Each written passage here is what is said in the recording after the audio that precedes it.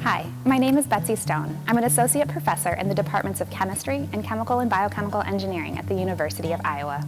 For the last 6 years, science faculty, researchers, and educators at nearly every Iowa college and university have produced annual statements describing some of the real impacts of climate change on Iowans.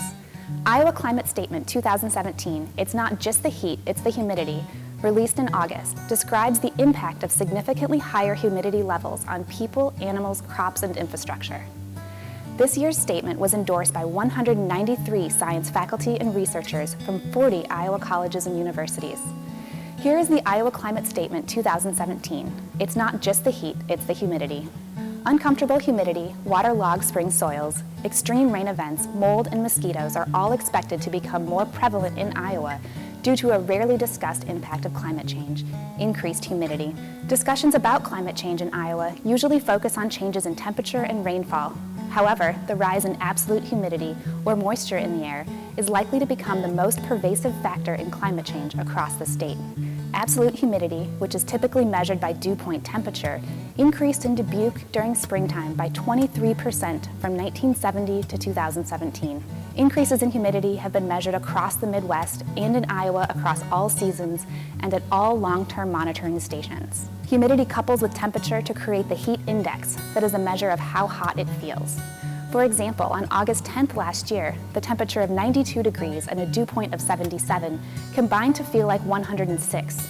High levels of humidity create hazardous conditions for Iowa workers and sensitive populations through the danger of heat exhaustion and heat stroke. Allergic rhinitis and asthma are worsened by heightened exposures to mold and dust mite allergens in humid environments.